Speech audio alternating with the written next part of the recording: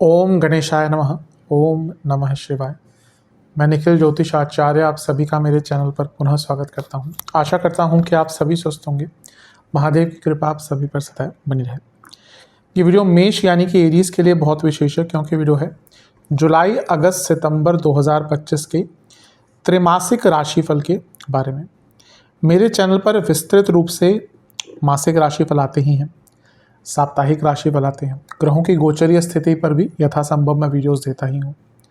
पर इन सब में से त्रैमासिक राशिफल उन लोगों के लिए बहुत विशेष होते हैं जो ज्योतिष से एक सत्य मार्गदर्शन चाहते हैं, जो समझते हैं कि ज्योतिष मार्गदर्शन के लिए होती है। ग्रहों की स्थिति को समझकर, उनकी ऊर्जा को समझकर जो लोग अपने काम करते हैं, उनके लिए त्रैमासिक राशिफल बहुत विशेष है, क्योंकि इसमें मैं आने वाले 3 महीने में क्या क्या बड़े बदलाव ग्रहों की स्थिति में हो रहे हैं, क्या योग बन रहे हैं, क्या समीकरण बन रहे हैं, इन सब की एक विवेचना करता हूँ। क्या अच्छा होगा, क्या बुरा होगा, इन सभी पर आधारित एक मैं विश्लेषण करता हूँ। और यकीन मानिए, जो 3 महीने का कालखंड है, इसमें बहुत कुछ बड़ा हो रहा है। कुछ हाइलाइट्स अगर मैं बताऊँ तो जुलाई के महीने में शुक्र और शनि, इनका एक दृष्टि वाला संबंध बनेगा। शनि की दृष्टि शुक्र पर होगी। शनि वक्री होंगे जुलाई के महीने में, बुध वक्री होंगे जुलाई के महीने में, और शुक्र और गुरु की जोड़ी भी जुलाई के महीने में जाते जाते बन जाएगी। अगस्त का महीना जब आएगा तो शनि और मंगल का समसप्तक योग दिखेगा। वैसे जुलाई के ही अंत में दिख जाएगा, लेकिन प्रभाव अगस्त से होगा। सूर्य अगस्त के महीने में राहु केतु एक्सिस में फंसेंगे और बुध मार्गी हो जाएंगे। और सबसे ज़्यादा बदलाव वाला महीना तो सितंबर का होगा। सितंबर में बहुत कुछ होगा। 2 ग्रहण लग रहे हैं, एक चंद्र ग्रहण लगेगा कुंभ में, एक सूर्य ग्रहण लगेगा कन्या में। इसके साथ ही मंगल और शनि वहाँ पर षडाष्टक योग में आ जाएंगे, उसका भी बहुत इम्पैक्ट देखने को मिलेगा। और मंगल सूर्य की युति होगी उस महीने में, और एक प्रकार से शनि का उन पर इम्पैक्ट होगा। तो बहुत कुछ हो रहा है इस 3 महीने में। मैंने तो कुछ ही चीज़ें अंकित करी हैं।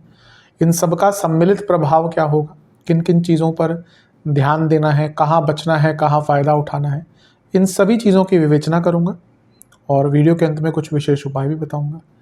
यदि आपकी लग्न राशि या चंद्र राशि मेष है, दोनों ही गाइडेंस के लिए इस राशिफल को देख सकते हैं। जहाँ से ज़्यादा सूट करता है, रिलेट करता है, वहाँ से ऑब्जर्व कीजिए। व्यक्तिगत तौर पे मेरा मानना है लग्न राशि से देखेंगे तो अच्छा है। नहीं पता, या अगर आपको ज़्यादा सूट चंद्र राशि से करता है तो वहाँ से देख सकते हैं। बस टेक्निकली अलग अलग राशिफल नहीं बन सकते। शुरू करते हैं जुलाई के महीने के साथ। जुलाई का महीना बहुत अच्छा है, क्योंकि बहुत अच्छे अच्छे बदलाव भी हो रहे हैं, लेकिन वहीं कुछ ग्रह वक्री भी हो रहे हैं। तो इन सब का प्रभाव देखते हैं। सबसे पहला इम्पैक्ट तो शुक्र का होगा। वैसे तो जून के अंत में शुक्र ने राशि बदल रही होगी, लेकिन जब मैंने पिछला त्रैमासिक राशिफल बनाया था तो मैंने कहा था कि उनका इम्पैक्ट हम अगले महीने से देखेंगे, क्योंकि महीने के एकदम एंड में हुआ था। तो शुक्र शुरू से ही आपके दूसरे घर से प्रभाव देंगे। सबसे बड़ी बात है कि वो खुद इस भाव के स्वामी हैं, दूसरे भाव के। तो और साथ ही में उनका स्वामित्व सप्तम भाव भी है। तो बिजनेस के भाव के स्वामी, धन स्थान के स्वामी, ये अर्थ त्रिकोण भी है। तो करियर, बिजनेस दोनों पर इम्पैक्ट हो रहा है।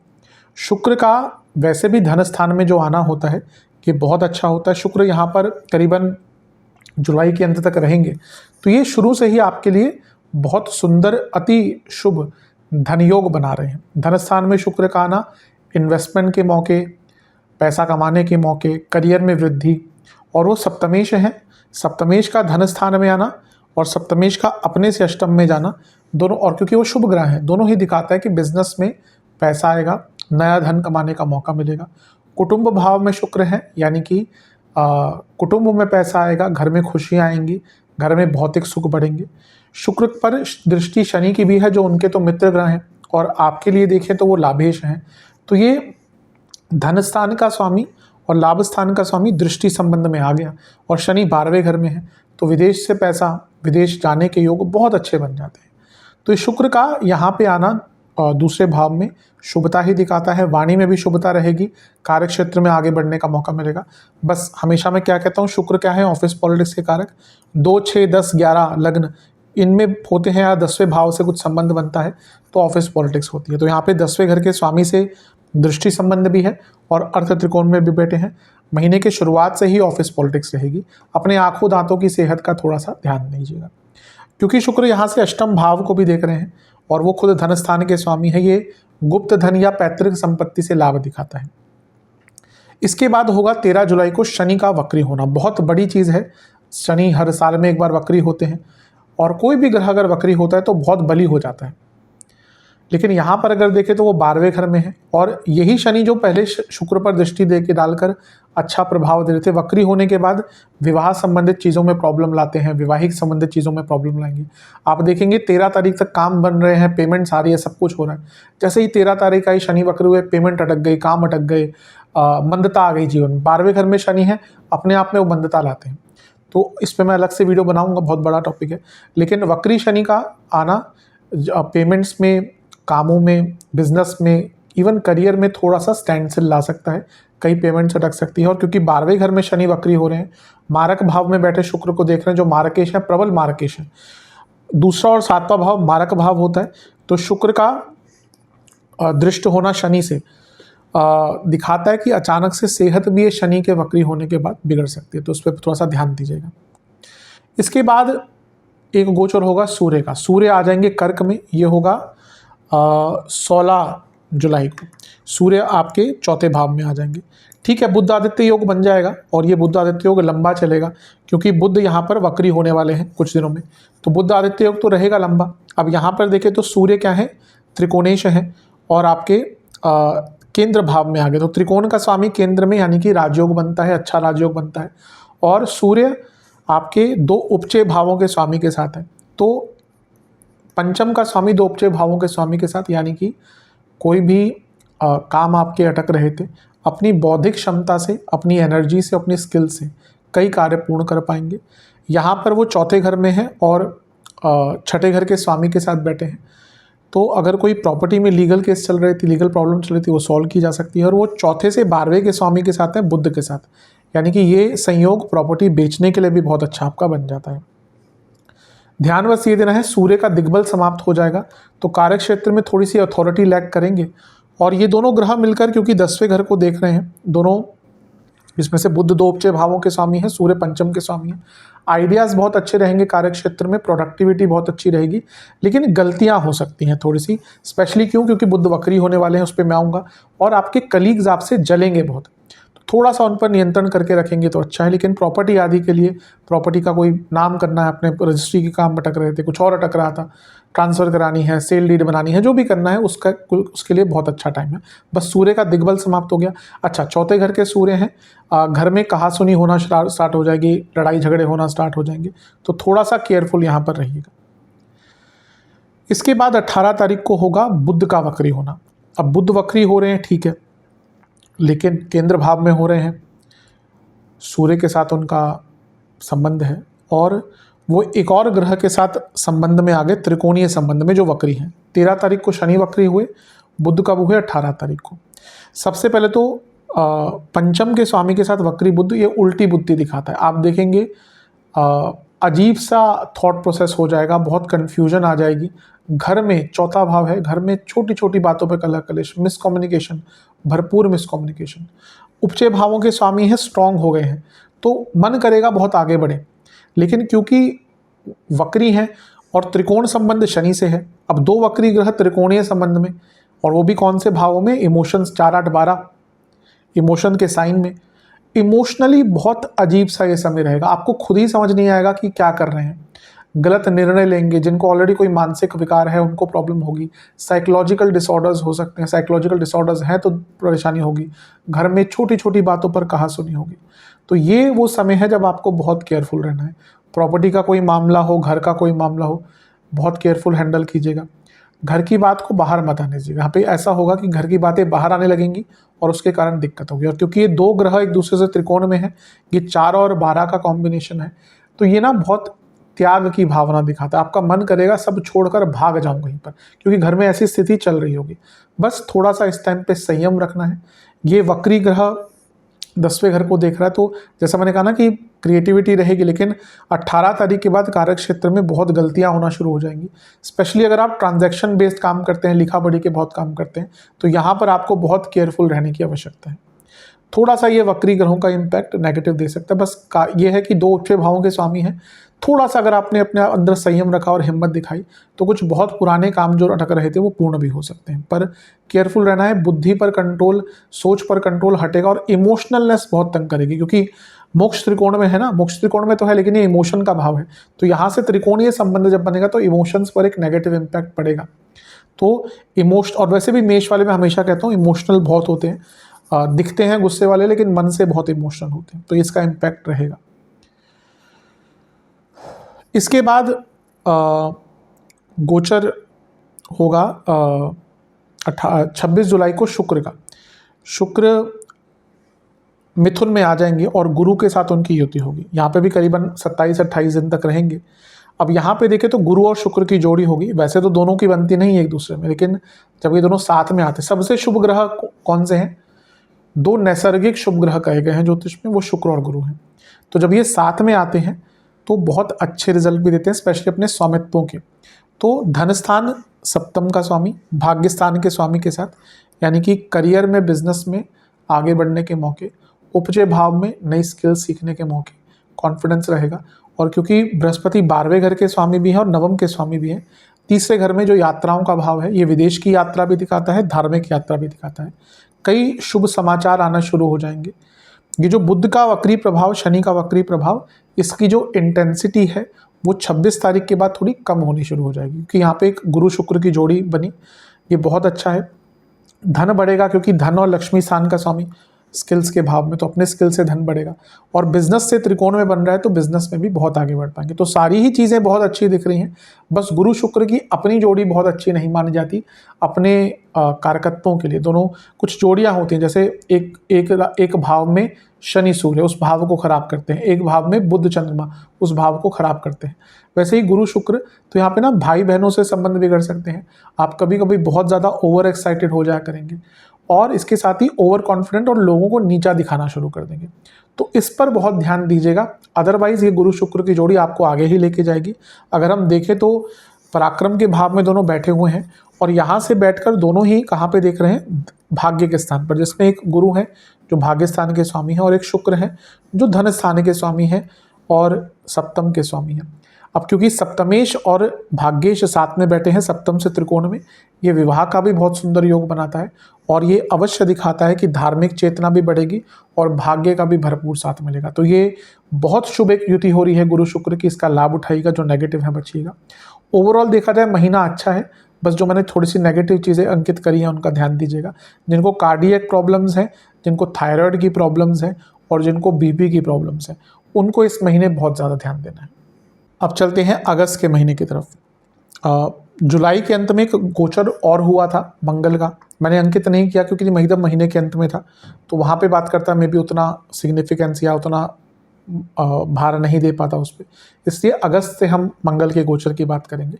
28 या 29 जुलाई के आसपास गोचर हो गया होगा मंगल का, तो अगस्त से ही उनके प्रभाव को देखते हैं। तो अगस्त में वो आपके या जुलाई अंत में छठे भाव में आ जाएंगे। छठे घर के मंगल बहुत स्ट्रांग होते हैं, बहुत स्ट्रांग। ऊपर से ये क्या कर रहे हैं? विपरीत राजयोग बना रहे हैं, बहुत अच्छा है। क्योंकि लग्नेश जब विपरीत राजयोग बनाता है तो जीवन में नए मौके खुलते हैं, कई अटक रहे काम प्राप्त होते हैं। मंगल क्या है? प्रॉपर्टी। अष्टम भाव क्या है? Ancestral property. छठा भाव क्या है? लीगल। तो कोई एंसेस्ट्रल प्रॉपर्टी का लीगल केस चल रहा था वो सॉल्व हो सकता है। और वैसे भी मंगल जब छठे भाव में आते हैं तो लीगल प्रॉब्लम से निकलने का मौका मिलता है, कार्य क्षेत्र में आगे बढ़ने का मौका मिलता है और अपनी अथॉरिटी को दिखाने का अवसर प्राप्त होता है। यहाँ पे कॉन्फिडेंस बढ़ता है, शत्रुओं पर व्यक्ति हावी रहता है, बहुत अच्छा। लेकिन छठे घर के मंगल जो लग्नेश भी हैं, ये इंजरी और सर्जरी का योग भी बना देता है, तो उससे थोड़ा सा बच के रहिएगा। यहाँ पर समसप्तक योग बन गया शनि और मंगल का। जो मेरे रेगुलर व्यूअर्स हैं वो जानते होंगे, हमेशा मैं इसको कंस्ट्रक्टिव और डिस्ट्रक्टिव कहता हूँ। तो क्योंकि शनि 10वें और 11वें घर के स्वामी हैं और मंगल लग्नेश हैं, कंस्ट्रक्टिव क्या होगा कि करियर में आगे बढ़ने के मौके मिलेंगे। और क्योंकि मंगल अष्टमेश हैं तो कर्म और अष्टमेश का मिलन हो गया और अर्थ त्रिकोण और 12वां भाव यहाँ पे एक्टिवेट हो गया, तो ये जॉब चेंज का योग भी बना देता है और ये विदेश में जॉब का योग भी बना देता है, क्योंकि शनि लाभ स्थान के स्वामी है और मंगल लग्नेश है, और शनि 12वें में तो मंगल छठे में। ये विदेश से पैसा, ये अटका हुआ पैसा वापस प्राप्त करना और अपनी मेहनत से ज़्यादा पैसा कमाना, ये भी दिखा देता है। लेकिन शनि मंगल समसप्तक है, छठे घर के मंगल, बहुत फ्रस्ट्रेशन, 12वें घर के शनि, काम अटकेंगे और उस पर इतना फ्रस्ट्रेट हो जाएंगे ना कि वो फ्रस्ट्रेशन के कारण जो काम आगे चलकर बन सकते हैं उनको ख़राब कर देंगे। तो अपने गुस्से पर नियंत्रण रखिएगा। ये शनि मंगल का की जो जोड़ी है ये हेल्थ के लिए भी अच्छी नहीं है। क्यों? क्योंकि छठे घर में मंगल बैठे हैं, अष्टम के स्वामी है मंगल, और शनि कहाँ बैठे? 12वें। तो ये 6, 8, 12 कभी भी कनेक्शन हो जाए ना 6, 8, 12 का, हेल्थ के लिए अच्छा नहीं होता। तो हेल्थ बहुत सफ़र करेगी। इंजरी के योग हैं, सर्जरी के योग हैं, और इवन छोटे मोटे एक्सीडेंट्स के योग भी बन जाते हैं। जिनको ऑलरेडी कोई प्रोलॉन्ग डिजीज़ चल रही है, बहुत केयरफुल रहिएगा। डॉक्टर्स ने बोला है कि भाई सर्जरी करा लो, और नहीं टाला जाएगा तो उसको टालिएगा मत, या एटलीस्ट और ओपिनियंस ले लीजिएगा। कभी कभी होता है सर्जरी करवानी ही पड़ती है लास्ट ऑप्शन, तो अगर वो सिचुएशन आ चुकी है तो यहाँ पे टालिएगा मत। गुस्सा बहुत रहेगा, फ्रस्ट्रेशन बहुत रहेगा। आप खुद देखिएगा इस टाइम के बाद या अगस्त से कितना एग्रेशन रहेगा, उस एग्रेशन पर नियंत्रण करना है।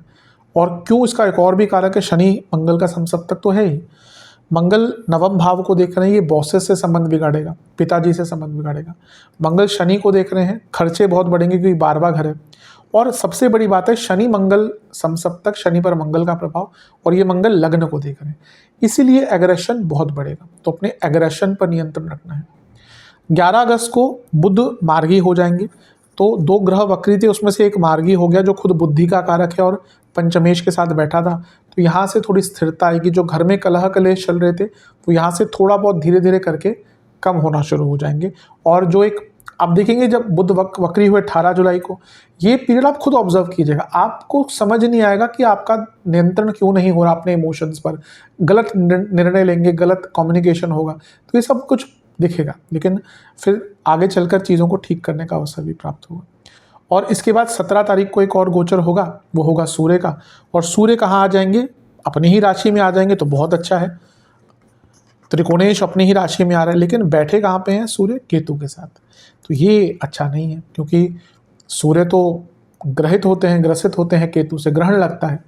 अब अच्छी चीज़ है, त्रिकोण का स्वामी त्रिकोण में, तो पैसा आता है, आइडियाज़ आते हैं। सूर्य केतु साथ में है तो स्टूडेंट्स के लिए बहुत अच्छा है, रिसर्च बेस्ड स्टूडेंट्स के लिए बहुत अच्छा है, पितरों के लिए दान करने के लिए अच्छा है, डोनेशंस के लिए बहुत अच्छा है, इवन अपने थॉट प्रोसेस को फिल्टर करने के लिए, मंत्र साधनाओं के लिए बहुत अच्छा है। लेकिन ग्रहण भी लग रहा है ना, तो यहाँ पे क्या होगा?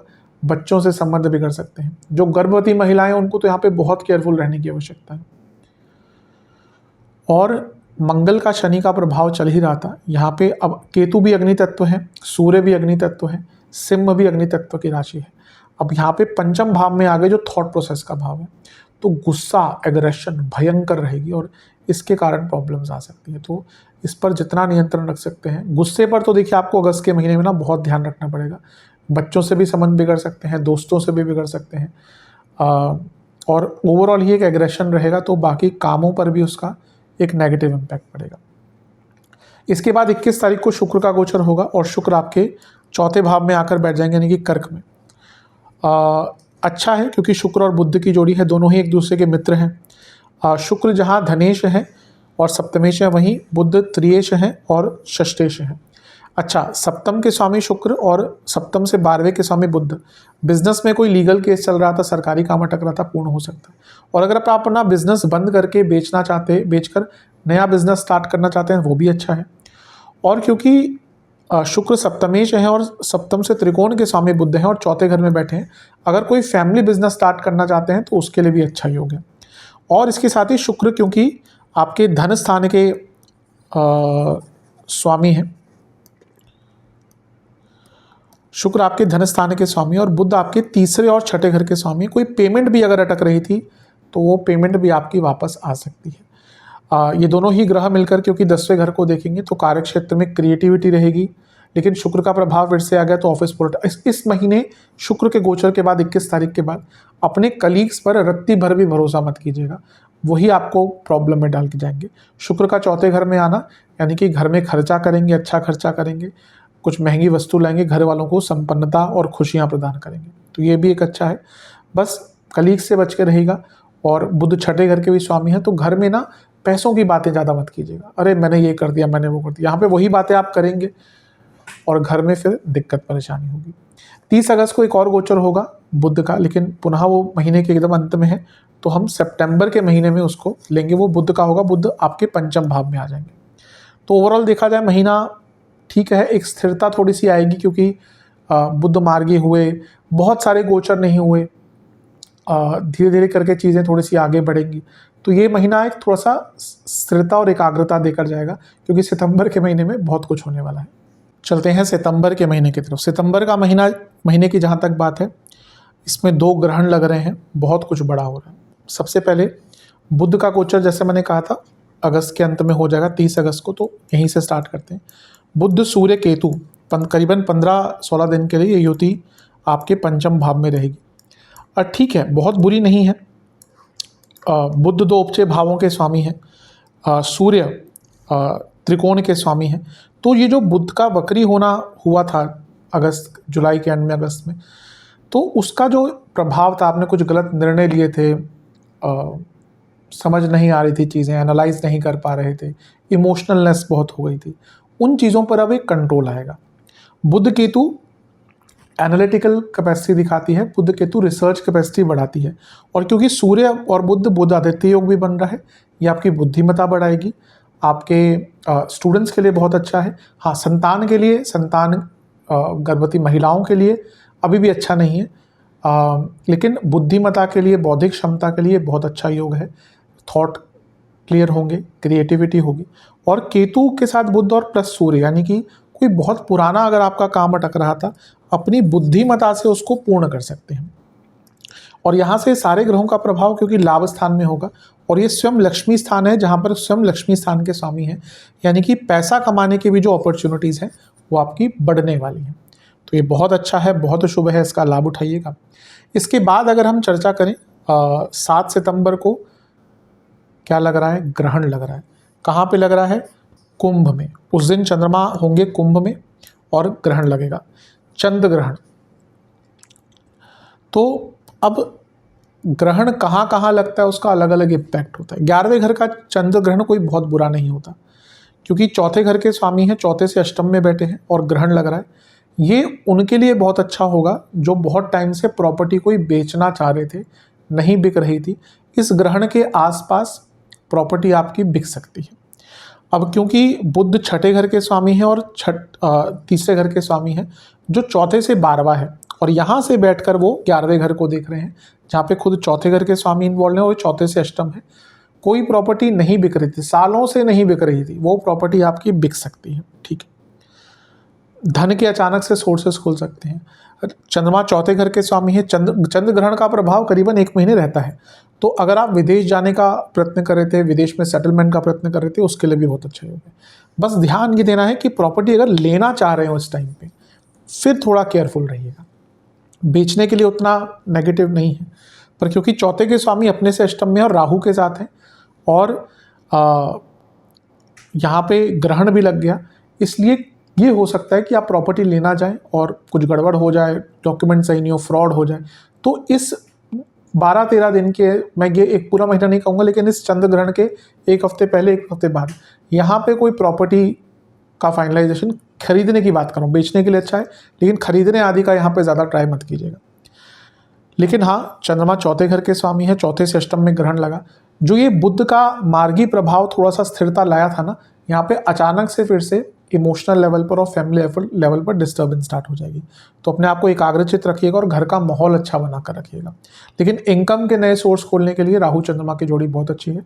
राहु चंद्र स्पेकुलेटिव मार्केट से बहुत अच्छा लाभ देते हैं। तो अगर स्पेकुलेटिव मार्केट्स में कुछ करना चाहते हैं, पंचमेश ऑलरेडी पंचम में है, तो ये अच्छा टाइम है। इसके बाद 13 सितंबर को बहुत बड़ा गोचर होगा, मंगल का गोचर। मंगल कहाँ आ जाएंगे? मंगल आपके सप्तम भाव में आकर बैठ जाएंगे। अब लग्नेश हैं, सप्तम भाव में आ गए, तो सबसे पहले तो राजयोग बनता ही है। और इसके साथ ही अगर हम देखें तो यहाँ पर मंगल जो है, उन पर राहु का प्रभाव भी है और मंगल के ऊपर गुरु का प्रभाव भी है। तो लग्नेश ऑलरेडी जो राजयोग बना रहे हैं, अच्छा लग्नेश का सप्तम में आना ये विवाह का योग बनता है। वैवाहिक जीवन पर इसका बहुत अच्छा असर नहीं होगा, मैं आऊँगा उस पर, लेकिन लग्नेश का सप्तम में आना, गुरु की दृष्टि और राहु की दृष्टि, ये अपने आप में विवाह का अति सुंदर योग बनाता है। गुरु भाग्येश हैं, 12वें घर के स्वामी हैं, ये बिजनेस में बहुत लाभ दिखाता है। राहु खुद लाभ स्थान से बैठकर देख रहे हैं। नया बिजनेस स्टार्ट करना हो, बिजनेस में पार्टनरशिप ढूंढनी हो, अष्टम के स्वामी हैं और 12वें भाव के स्वामी देख रहे हैं। बिजनेस में इन्वेस्टमेंट्स चाहिए हो, फॉरेन इन्वेस्टमेंट चाहिए हो, सबके लिए अच्छा है। विवाह का बहुत सुंदर योग है। पद प्राप्ति का योग है, क्योंकि लग्नेश सप्तम में 10वें से 10वें में, और गुरु का प्रभाव, राहु का प्रभाव, अचानक से बड़ी पद प्राप्ति हो सकती है, नाम बन सकता है, शोहरत मिल सकती है, बहुत अच्छा है। चौथे से चौथे में बैठे हैं, लग्न को देख रहे हैं, प्रॉपर्टी के कारक हैं, राहु से दृष्टि हैं, गुरु से दृष्टि हैं, जो दोनों वृद्धि करते हैं। बड़ी प्रॉपर्टीज़ लेने का टाइम है, प्रॉपर्टीज़ को बढ़ाने का टाइम है। लेकिन मैरिड लाइफ के लिए बिल्कुल भी अच्छा नहीं है, क्योंकि ऑलरेडी अष्टमेश है, सप्तम में आ गए, मंगल दोष बन गया, राहु का प्रभाव, कॉम्प्लिकेशन, गुरु ठीक है बचाएंगे, लेकिन 12वें घर के स्वामी भी तो हैं, सॉरी वहाँ से दृष्टि नहीं आ रही, 12वें घर के स्वामी भी तो हैं। इसीलिए मैरिड लाइफ में ये टाइम अच्छा नहीं रहेगा। और जो ये ग्रहण भी लगा था ना, ये भी क्योंकि सप्तम से त्रिकोण में था, तो इसका इम्पैक्ट रहेगा। आप देखेंगे ग्रहण जिस दिन से लगा उस दिन से मैरिड लाइफ में आपके कन्फ्यूजन, ट्रस्ट इश्यूज क्रिएट होना शुरू हो जाएंगे। तो ये मंगल का गोचर जहाँ कुछ अच्छा भी दे रहा है वहाँ कुछ बुरा भी दे रहा है, क्योंकि खुद अष्टमेश है, 12वें घर के स्वामी से दृष्टि है, लग्न को देख रहे हैं। इंजरीज का योग आपका अगस्त में भी बनेगा, सितंबर में भी बनेगा, बहुत केयरफुल रहेगा। वैसे भी मंगल वाले जो जातक होते हैं, मेष वृश्चिक वाले, ये इंजरी प्रोन होते हैं, इनको इंजरीज बहुत होती हैं। इसके बाद 15 सितंबर को, अच्छा एक चीज़ और है, मंगल और शनि का षडाष्टक योग बना है। ये कभी कभी ना जो बहुत पुराने कोई अटके काम होते हैं उसको पूर्ण कर सकता है, लेकिन इसमें थोड़ा सा रिस्क लेना पड़ता है, लेकिन फ्रस्ट्रेशन अभी भी रहेगी। 15 सितंबर को 2 गोचर हो रहे हैं, बुध का भी हो रहा है और शुक्र का भी हो रहा है। तो बुध आपके 6ठे घर में आ जाएंगे, शुक्र आपके 5वें घर में आ जाएंगे। इनकी विवेचना करते हैं। पहले बुध की शुरुआत, बुध तो बहुत अच्छा योग बना रहे हैं, 6ठे घर के बुध अच्छे माने जाते हैं। काल पुरुष की कुंडली में यहाँ पे उच्च के होते हैं, और ये मेष ही काल पुरुष की कुंडली होती है। तो यहाँ पे बहुत अच्छा एक सरकारी कार्य, कोई लीगल कार्य अटक रहा था, अटके काम बनेंगे, नए मौके, रखा हुआ पैसा वापस आएगा। 2 उपचे भावों का संगम, करियर में, बिजनेस में, हर चीज़ में आगे बढ़ने के बहुत मौके मिलेंगे, और बुद्धिमत्ता बहुत शार्प हो जाएगी, कंपटीशन में सफलता प्राप्त होगी। और इसके बाद होगा शुक्र का गोचर, और बाद क्या उसी दिन होगा शुक्र। हाँ ये थोड़ा सा प्रॉब्लमेटिक है, क्योंकि सप्तम में ऑलरेडी देखिए मंगल आ गए, और ये सप्तमेश है, विवाह के कारक है, सूर्य केतु के साथ बैठ गए। तो यहाँ पे ना मैरिड लाइफ के लिए तो ये महीना जैसे जैसे आगे बढ़ रहा है वैसे वैसे प्रॉब्लम देकर जाएगा। थोड़ा सा अपने इमोशंस पर कंट्रोल कीजिएगा। ये रिलेशनशिप के लिए भी अच्छा नहीं, क्योंकि पंचम में शुक्र और सूर्य केतु के साथ कई लोगों का रिलेशनशिप भी यहाँ पर खराब हो सकता है। लेकिन फिर से वो धनेश सप्तमेश है, लाभ स्थान को देख रहे हैं, तो पैसा तो बढ़ेगा ही इस गोचर से। बस यहाँ पे ना कन्फ्यूजन और ओवर थिंकिंग भयंकर होगी। इसके बाद 17 सितंबर को एक और गोचर होगा, वो गोचर होगा सूर्य का, और सूर्य कहाँ पे आ जाएंगे, आपके 6ठे घर में। 6ठे घर के सूर्य की पोजीशन अच्छी होती है। बुध आदित्य योग बनेगा, स्टूडेंट्स के लिए अच्छा है, बुद्धिमत्ता के लिए अच्छा है, अपने स्ट्रगल्स को अपनी बुद्धिमत्ता के द्वारा सॉल्व कर सकते हैं, ये भी बहुत अच्छा है। तो ये सारी ही चीज़ें आपके लिए काफ़ी शुभता का संकेत दे रही हैं। बस ध्यान आपको ये देना है कि यहाँ पर शनि की दृष्टि का इम्पैक्ट भी है सूर्य पर, तो इससे थोड़ा सा बच के रहना है, क्योंकि शनि और सूर्य ये सरकार से बाधाएं देता है, बॉसेस से प्रॉब्लम देता है। और बुध भी हैं जो वैसे तो 6ठे घर के बुध तीव्रता लाते हैं, लेकिन क्योंकि सूर्य पंचमेश हैं, यहाँ पे आप बहुत ज़्यादा ओवर एनालाइज करना शुरू कर देंगे, तो वो नेगेटिव इम्पैक्ट दे सकता है। लेकिन फिर से लीगल कार्यों के लिए, करियर में आगे बढ़ने के लिए ये एक बहुत अच्छा एक योग दिख रहा है, इसका जितना लाभ उठा सके उठाइएगा। शनि अभी भी वक्री है, नवंबर तक वक्री ही रहेंगे, अब धीरे धीरे करके स्थिर हो जाएंगे, लेकिन थोड़ा सा इस वक्र प्रभाव के कारण क्या होता है ना कि चीज़ें डिले होती हैं। तो कोशिश कीजिएगा कि अपना time management up to date रखें, तो बहुत अच्छा रहेगा।